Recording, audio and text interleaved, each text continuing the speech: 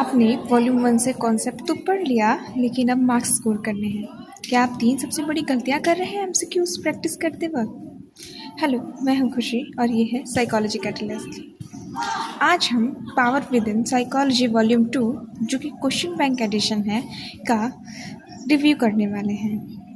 क्या इसका practice material इतना स्ट्रॉन्ग है कि आपको रैंक दिला सके?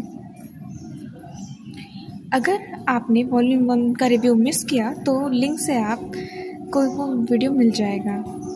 लेकिन याद रहे, वॉल्यूम 1 थ्योरी थी, लेकिन वॉल्यूम 2 परफॉर्मेंस है।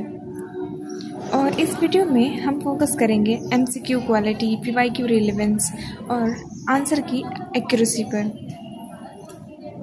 क्या क्वेश्चंस एग्जाम लेवल के हैं?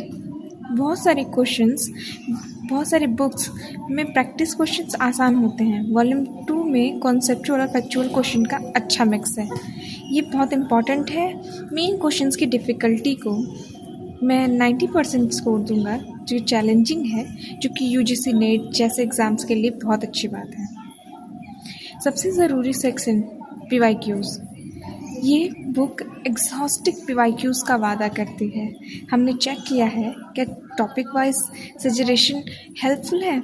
हाँ, टॉपिक वाइज सजेशन आपको वॉल्यूम 1 के कॉन्सेप्ट पढ़ने के तुरंत बाद अपने वीक एरियाज टेस्ट करने में मदद करता है। सिर्फ ये फीचर्स इसको बहुत यूज़फुल बना देता है। अब आते हैं डील ब्रेकर पर, एक्यूरेसी। गलत आंसर की आपकी प्रिपरेशन ख़राब कर सकती है। मैंने आंसर की एक्यूरेसी लगभग 99% पाए, लेकिन ज़्यादा ज़रूरी है कि एक्सप्लेनेशन डिटेल्ड है या नहीं। कुछ सबसे मुश्किल कॉन्सेप्चुअल क्वेश्चंस हैं में मुझे और ज़्यादा एलेबोरेशन एक्सप्लेनेशन की कमी महसूस हुई, पर बाकी आंसर कीज़ के साथ एक्सप्लेनेशन बहुत अच्छे से दिया हुआ है। तो वॉल्यूम 2 का फाइनल वर्डिक्ट क्या है?